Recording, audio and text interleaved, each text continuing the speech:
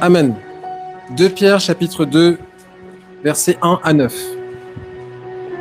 Il y a eu parmi le peuple de faux prophètes, et il y aura de même parmi vous de faux docteurs, qui introduiront des sectes pernicieuses, et qui, reniant le maître qui les a rachetés, attireront sur eux une ruine soudaine. Auguste, si tu peux t'arrêter 2 secondes. Là, Pierre dit quelque chose qui est terrible là, ici. Il dit, rognons le maître qui les a rachetés.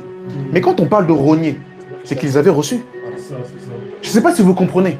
Donc quelqu'un qui te dit, une fois que tu as Jésus, jamais tu peux le rogner, lisons la Bible, mes bien-aimés dans le Seigneur. Soyons attachés à la vraie parole. Ça, ce sont des gens, c'est comme Hyminette et Philette. Quand Pierre va livrer à Satan Hyminette et Philette, on ne livre pas un inconverti à Satan. On livre quelqu'un qui avait entendu la parole de Dieu, un peu comme l'homme dans 1 Corinthiens chapitre 5 qui avait couché avec la femme de son père. Il a été livré à Satan pour revenir au Seigneur. Donc là, ici, ce sont des personnes qui ont rogné le Seigneur. Donc ils étaient parmi la communauté.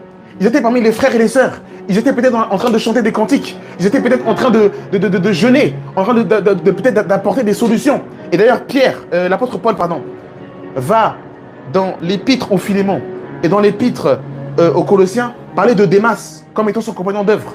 Mais dans la dernière épître de Paul, dans 2 chapitre 2, il dira « Démas m'a abandonné pour l'amour du siècle présent ». Et rappelez-vous, dans Actes chapitre 15, Paul s'est séparé de Barnabas à cause de Marc, qui avait fui la persécution. Donc on voit que pour marcher avec Paul, il fallait vraiment être intègre. Si tu étais un lâche, tu ne peux pas marcher avec Paul. Donc si Paul cite Démas comme étant un compagnon d'œuvre, c'est que Démas était vraiment un compagnon de service.